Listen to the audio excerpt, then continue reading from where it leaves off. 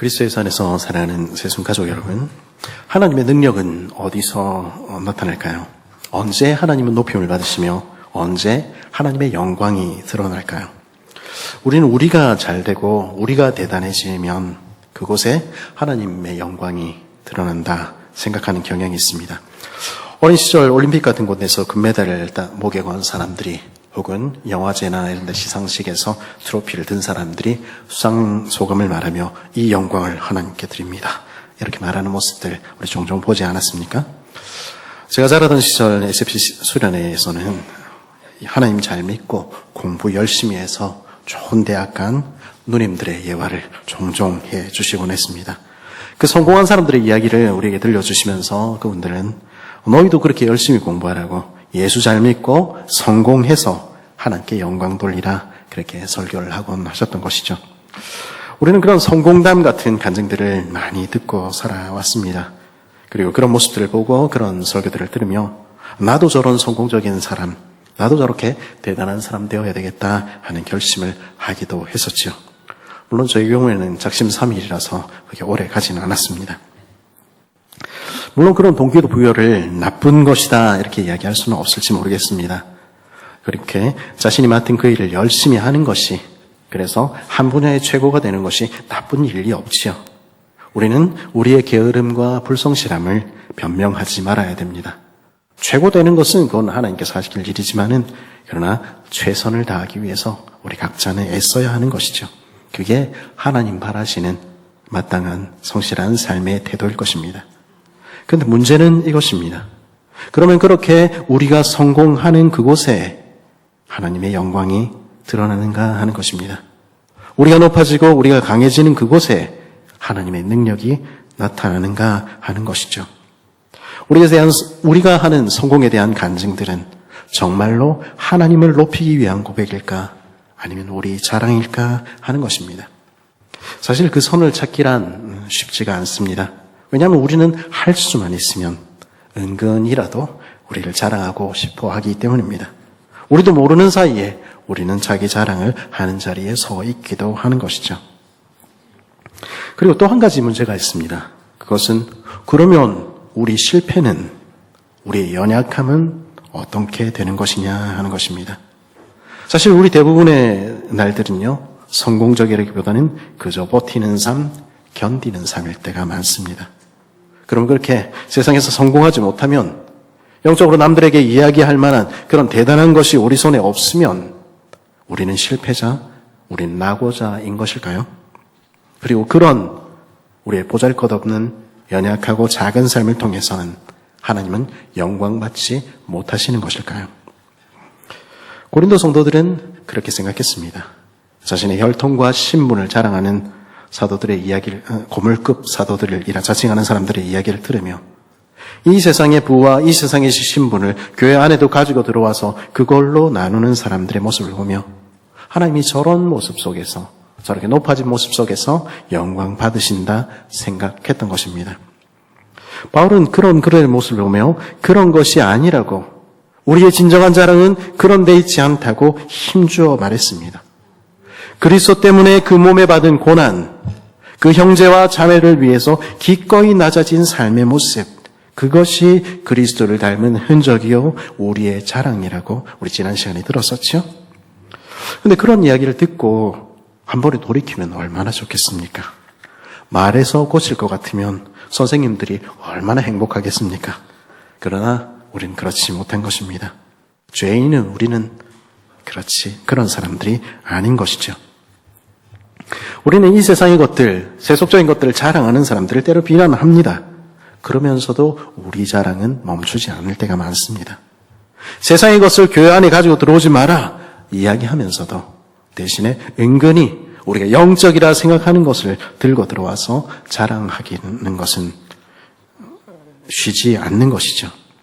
그리고 지난주에 살핀 거물급 사도라 자청하는 사람들은 이 점에 대해서도 말할 것들이 많은 사람들이었습니다. 오늘 본문을 통해서 그들이 무엇을 자랑했는지를 짐작할 수 있을 것 같습니다. 오늘 말씀 12장 1절에서 바울은 이렇게 말하지요. 자랑함이 나에게 이룰 것은 없으나 이미 말이 나왔으니 주님께서 보여주신 환상과 계시들을 말할까 합니다. 왜 갑자기 환상과 계시들에 대해서 이야기를 합니까? 왜냐하면 그 사람들은 그들이 본 환상, 그들이 받았다는 계시를 늘어놓으며 성도들의 마음을 홀렸기 때문입니다. 내가 얼마 전에 기도하는데 갑자기 하늘이 열리고 천국이 보았어. 그게 얼마나 황홀하든지 그 길이며 그 집이며 그들은 아마 자세하게도 그들이 경험한 것을 말했을 것입니다. 어쩌면 그들은 이렇게 말했을지도 모르겠습니다. 나는 이 시대에 하나님께서 말씀하시는 하나님의 특별한 메시지를 들었어. 나는 특별한 계시를 받았어. 나는 천사가 전해준 소식을 들었어. 이런 환상과 계시 같은 특별한 영적인 체험만 그들은 자랑한 것이 아니었습니다. 11절과 12절에서는 이렇게 말하죠. 나는 어리석은 사람이 되어버렸습니다.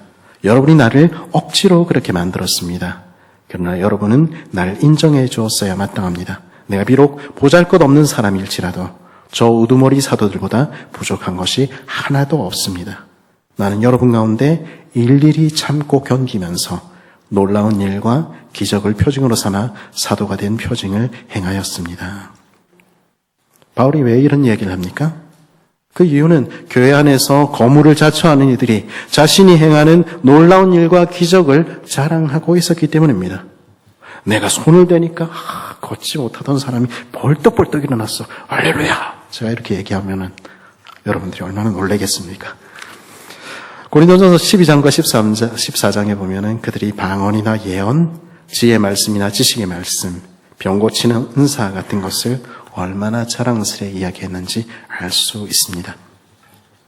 이런 모습은 오늘날에도 없지 않습니다. 어떤 이들은 40일 금식기도 이런 거 자랑하기도 합니다. 그리고 그 과정에서 경험한 환상과 계시 같은 신비한 체험을 늘어놓기도 하지요. 예언이나 방언하는 것을 자랑하기도 하고요. 어떤 이들은 천국에도 다녀왔답니다. 그런 이야기들을 들을 때 우리는 좀 기가 죽는 것이죠. 그리고 이런 것은 영적인 것이기에 문제가 된다고 생각하지 못하기도 합니다. 그러면 소위 영적인 것은 자랑해도 좋은 것일까요? 학창시절 목회학 수업을 들을 때 한 원로 목사님께서 40일 금식 기도한 사람을 조심하라 이런 이야기를 하곤 하셨습니다. 그들은 교회와 적법한 질서를 무시하곤 한다 하는 것이죠.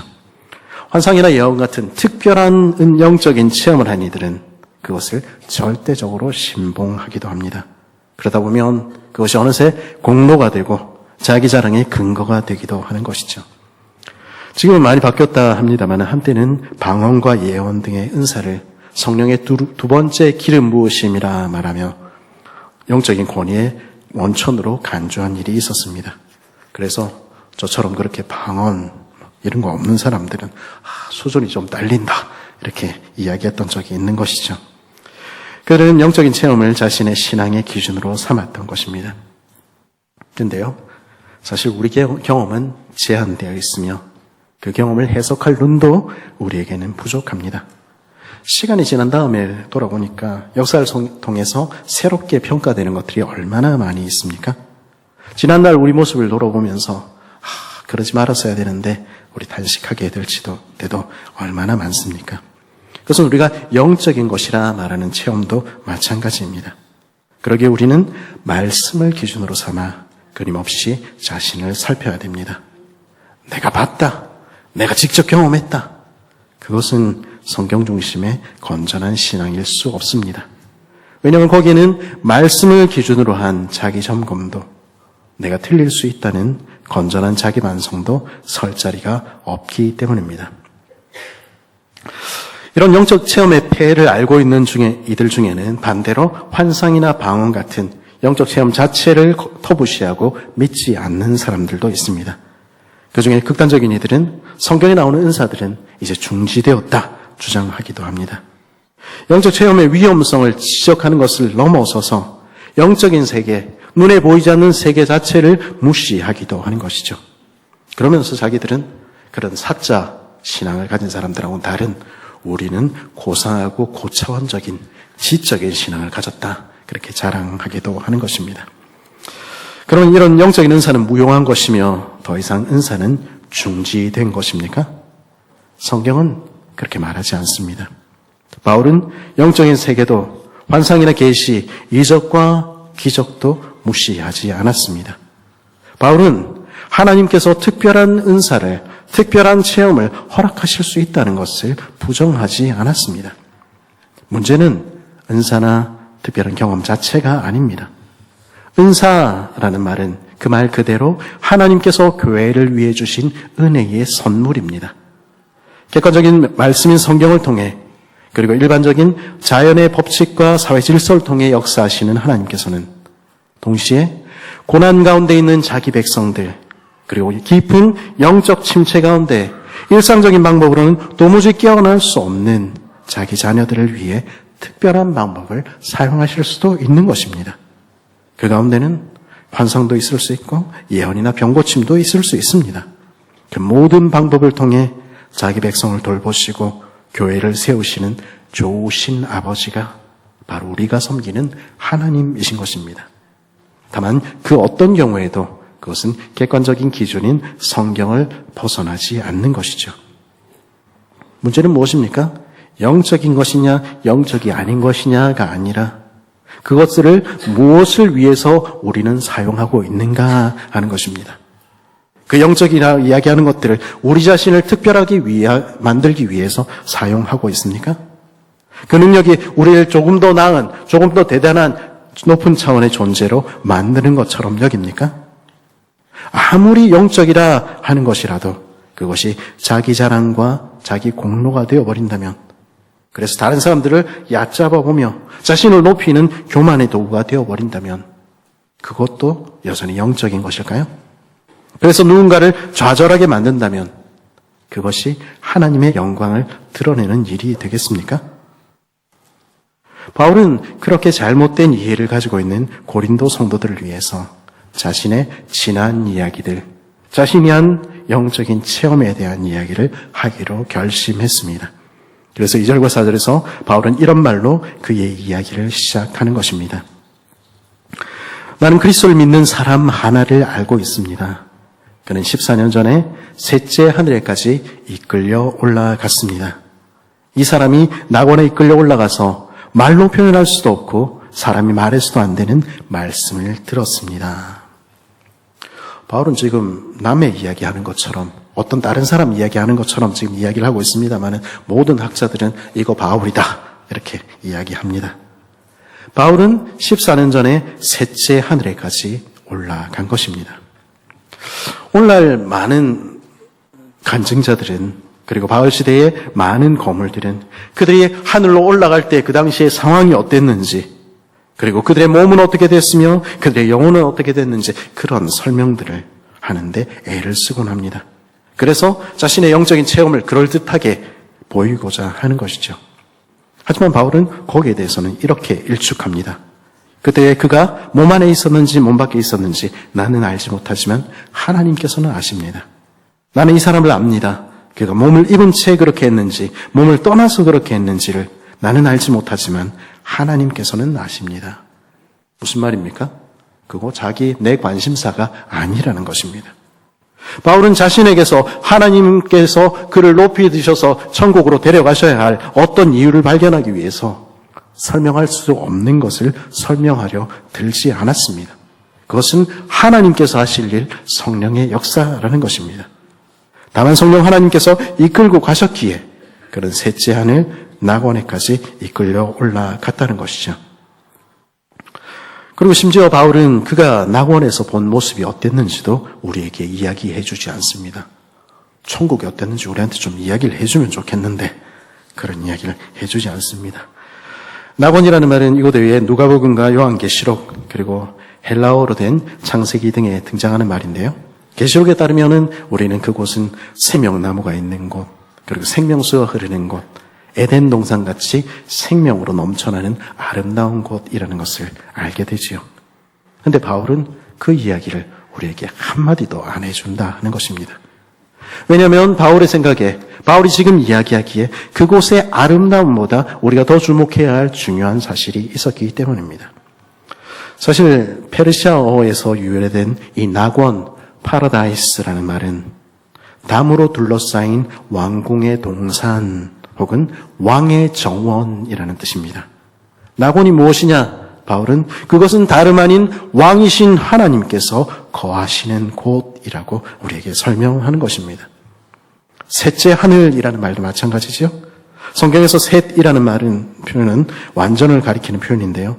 바로 우리가 육신의 눈으로 보는 이 하늘을 넘어서 저 천상의 존재들이 자리하는 우주를 넘어서 하나님께서 계시는 진짜 하늘 보좌 앞으로 나아갔다.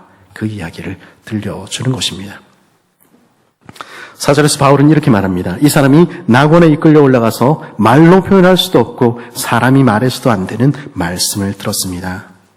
바울이 그곳에 셋째 하늘에 하나님의 보좌 앞으로 가서 본 것은 인생의 말로는 도무지 표현할 수 없는 하나님의 영광이었습니다.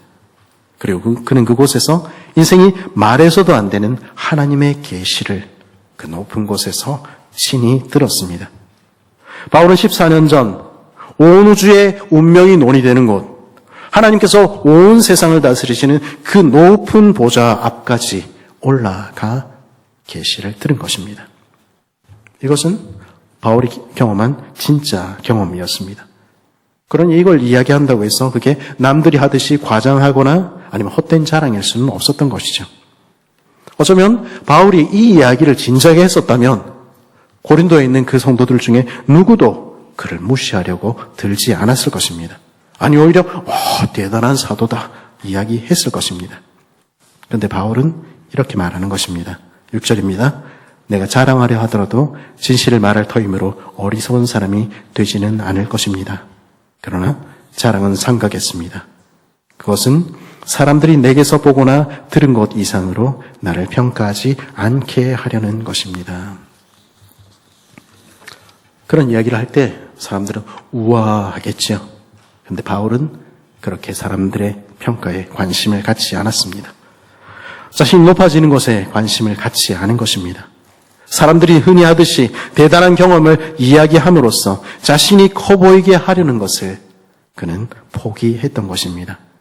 그래서 그는 14년 전에 겪은 그 위대한 경험에 대해서 이제까지 한마디도 하지 않았습니다. 그리고 오늘 본문에서도 바울은 그 위대한 경험한 거 그거 나야 이렇게 이야기하지 않고 어떤 사람이 그랬다. 지금 그렇게 이야기를 하는 것입니다. 그런데요, 바울은 또 하나의 경험, 그 14년 전의 경험과 대비되는 또 하나의 경험을 오늘 우리에게 들려줍니다. 자신의 모습을, 연약한 모습을 있는 그대로 보여주는 것입니다. 바울은 당시에 세상에서 치명적인 약점이 될 수 있는 것, 사람들이 그를 비난할 빌미가 되는 것을 고백하는 것입니다. 7절은 이렇게 말하죠. 우리 스크린에 나와 있는 대로 한번 읽어볼까요? 같이 읽어보겠습니다. 시작.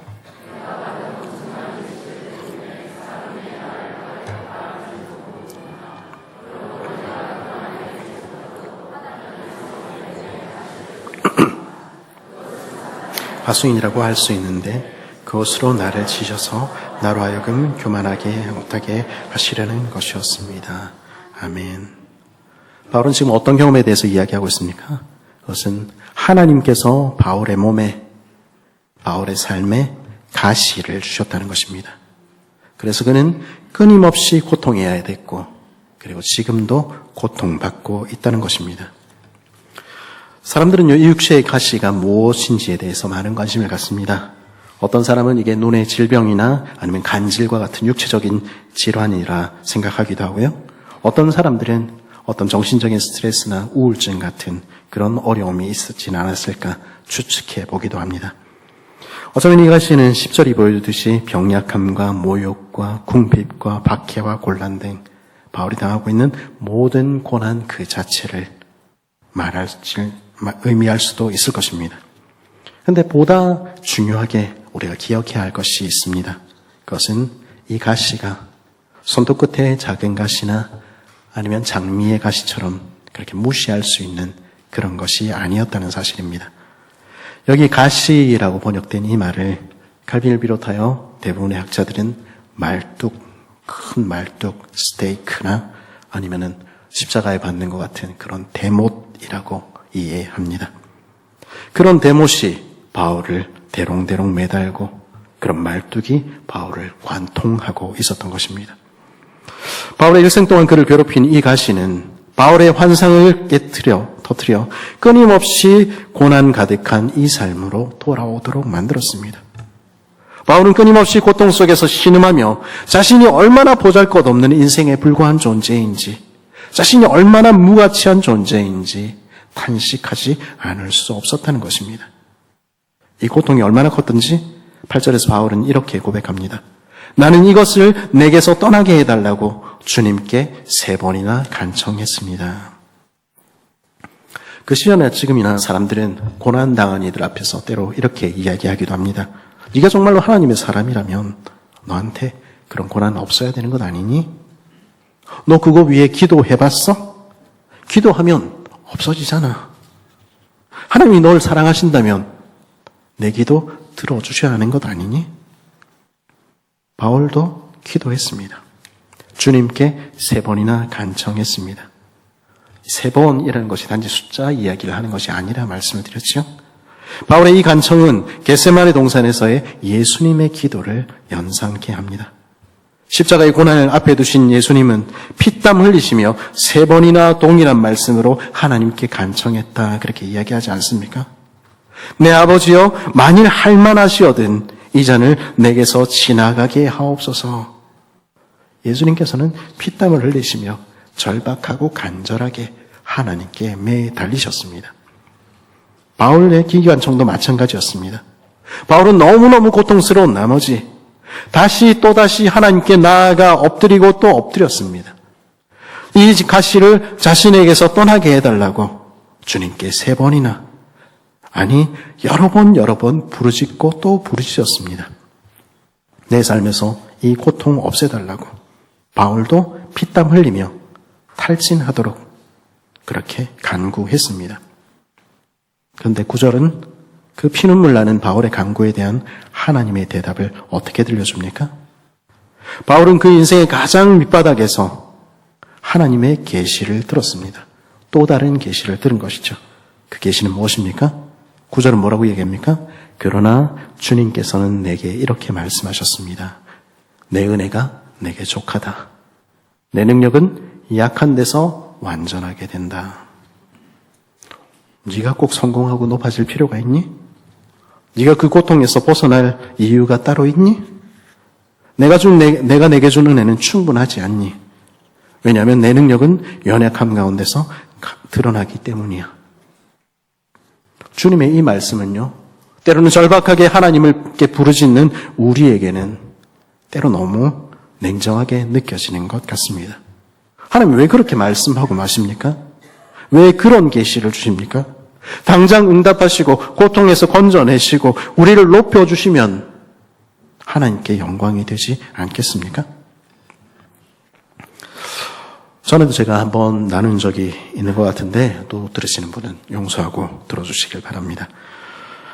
제가 남아공에 유학하기로 결심했을 때 저는 그것이 하나님 나라를 위한 것, 영적인 일이라고 생각했습니다. 그래서 유학을 떠나면서 저는 사람들에게 금방 마치고 돌아오겠습니다. 석사 박사해서 한 5년이면 돌아오지 않겠습니까? 이러면서 떠났습니다.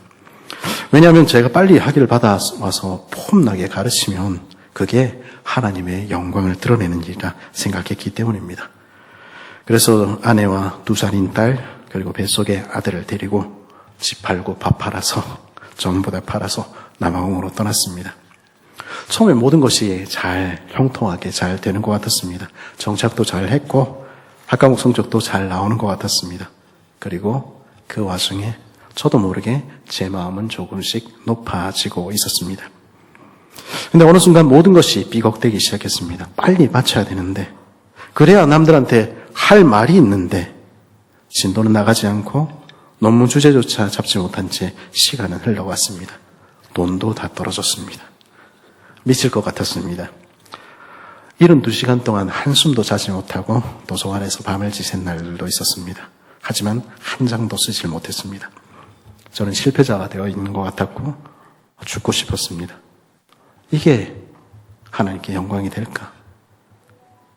하나님께 간절히 기도했습니다. 그러나 아무 일도 일어나지 않았습니다.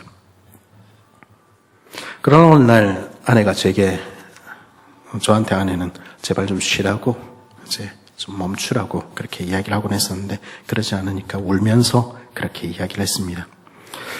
그래서 가족들을 데리고 사방을 둘러보아도 아무것도 없는 광야 한가운데 하늘의 하나님과 우리만 있는 곳으로 휴가를 떠났습니다. 아이들은 모닥불 주변을 빙글빙글 돌며 노래하며 춤추며 행복해했습니다. 그리고 머리 위를 지나는 은하수와 하늘 가득한 별들을 바라보는데 제 마음에 매듭 하나가 풀리는 것을 느꼈습니다. 하나님은 내가 뭐 안 해도 이미 영광스러운 분이더라 하는 것입니다. 하늘 가득한 하나님의 위대하심 앞에 저는 제가 얼마나 작고 연약한 존재, 아무것도 아닌 존재인지를 고백할 수밖에 없었습니다. 나는 하나님의 영광을 바란다, 영적인 것을 추구한다, 그렇게 이야기를 했지만 사실은 저는 제가 높아지고 제가 성공하기를 바라고 있었던 것이죠. 그리고 그 모든 것이 사실은 아무것도 아니라는 것을 알게 하신 것입니다. 하나님은 그렇게 저를 바닥으로 낮추시고 저에게 들려주신 것입니다. 그날 밤 일기에 이렇게 적었습니다. 하나님, 제가 학위를 못 받아도 괜찮겠습니다. 아무것도 없이 빈손으로 돌아가도 괜찮겠습니다. 제가 성공을 하든 제가 다른 사람들 눈에 실패로 보이든 하나님은 여전히 나 사랑하시잖아요. 그 은혜가 제게 넘쳤습니다. 저의 약함, 저의 부족함, 그 어떤 것도 나를 사랑하시는 하나님의 사랑의 손을 막지는 못한다는 것을 알게 된 것입니다. 제가 성공하고 실패하고 그거 아무것도 아니었습니다. 하나님은 우리의 모습을, 내 모습을 있는 그대로 처음이든 나중이든 성공하든 실패하든 관계없이 저를 사랑하고 저를 받아주고 계셨던 것입니다. 그렇게 고백한 그때부터 저희 가정에는 하나님의 일하시는 손길을 시시각각 경험하기 시작했습니다. 갑자기 전혀 알지도 못하던 분으로부터 아내에게 학비와 생활비를 줄 테니 공부를 해보지 않겠냐, 그런 제안을 듣기도 했고요. 제 논문도 진행이 되기 시작했고, 그리고 현지에 있는 화랑개혁교회 같은 곳으로부터 자금도 전달되어 왔습니다. 날마다 일용할 양식을 주시는 하나님, 우리에게 가장 좋은 것 주시는 하나님을 경험하게 된 것이죠. 그 뒤라고 제가 좀 달라졌겠습니까? 제가 이제는 그런 경험을 했으니까 좀 폼나는 사람이 되었겠습니까? 그렇지 않습니다. 저는 몇 번이나 그 뒤로도 넘어졌고, 그리고 지금도 여전히 바보 같은 모습, 못난 모습 보이며 살아갑니다. 여러분들이 증인 아니겠습니까? 그리고 그러나 우리가 한 가지 확신하는 것 있지 않습니까? 그 어떤 것도 하나님의 사랑에서 우리를 끊을 수 없다는 것입니다. 하나님은 그런 저와 그런 여러분을 사랑하시는 것입니다. 그 은혜는 여전히 우리 삶에 넘치고, 우리가 성공하든 우리가 실패하든 우리가 어떤 모습이든 하나님은 우리를 사랑하시는 것입니다. 그래서 우리는 오늘도 살아가는 것입니다. 여러분도 그렇게 살아가고 있지 않습니까? 그렇다면 우리의 성공, 우리의 실패, 그것이 문제가 되는 것이 아닌 것입니다. 만일 우리가 바울과 같은 대단한 영적인 체험만을 계속하며 살아간다면 우리 어떻게 될까요? 우리가 하늘로 올라가 하나님의 영광을 말하며 성공만을 거듭하며 살아간다면 우리는 어떤 모습이 될까요? 우리는 아마도 계속 높은 곳으로 그것 추구하며 살아가지 않을까요? 그것이 진짜로 영적인 것인 것처럼, 그것이 진짜로 하나님의 영광인 것처럼 우리 그렇게 착각하며 살지 않겠습니까? 그리고 우리도 알지 못하는 사이에 그 대단한 영적인 경험이 마치 우리들의 수준인 것처럼 착각하게 되었을 것입니다. 우리가 죄인이라는 사실도 잊어버리고 우리가 얼마나 연약한 인생에 불과한지도 잊어버리게 되었을 것입니다. 그것이 우리가 종종 드러내는 우리의 밑바닥 실체 아닙니까? 참으로 하나님이 기뻐하시는 것이 무엇인지도 우리는 잊어버리고 하나님께 영광을 돌리고 이웃을 사랑하며 살아야 한다는 그 기본적인 사실조차도 잊어버리고 그렇게 살아가는 것이 우리 모습 아닙니까? 그래서 우리 안에는 하나님의 영광은, 그리스도의 참된 능력은 드러나지 않는 것은 아닐까요? 하나님께서는 바울이 그리고 우리가 그런 상태에 머무는 것을 원치 않으셨습니다.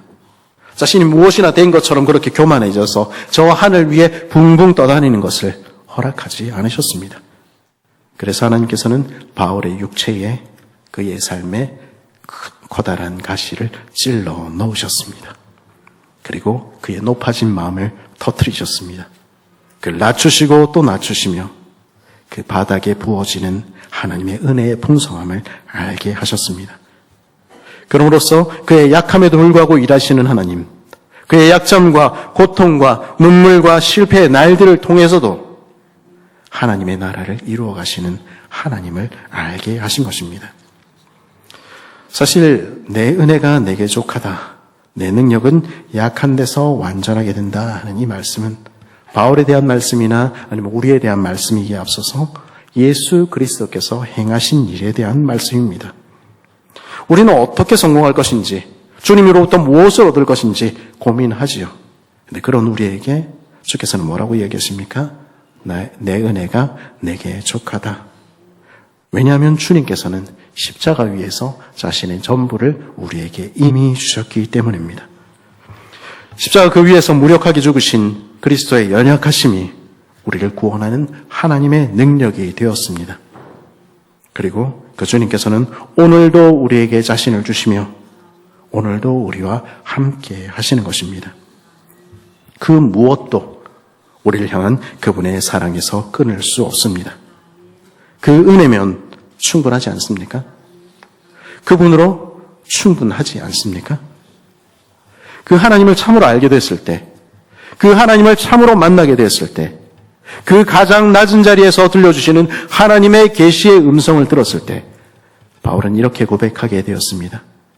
그러므로 그리스도의 능력이 내게 머무르게 하기 위하여 나는 더욱더 기쁜 마음으로 내 약점들을 자랑하려고 합니다. 그러므로 나는 그리스도를 위하여 병약함과 모욕과 궁핍과 박해와 곤란을 겪는 것을 기뻐합니다. 내가 약할 그때에 오히려 내가 강하기 때문입니다. 우리의 약함이 문제가 되지 않습니다. 약해도 부족해도 못난 모습이어도 괜찮습니다.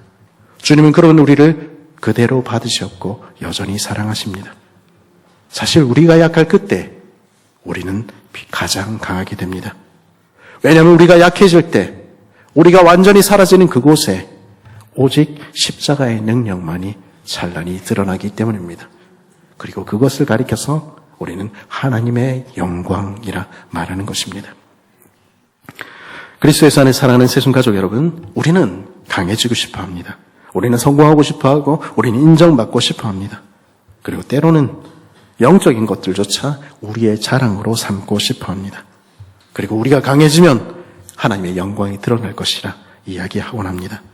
그러나 그것은 우리의 바람일 뿐, 우리의 성공일 뿐, 하나님의 영광과는 관계가 없는 것입니다. 오늘 바울은 우리에게 전혀 다른 길을 보여줍니다. 그는 셋째 하늘에 올라간, 그 높이 올라간 자신의 경험을, 자신의 높아짐을 자랑하지 않습니다. 대신에 자신을 괴롭히는 가시를 말하고 자신의 연약함을 고백하는 것입니다. 왜냐하면 그 약함 속에서 그리스도의 능력이 가장 선명하게 드러났기 때문입니다.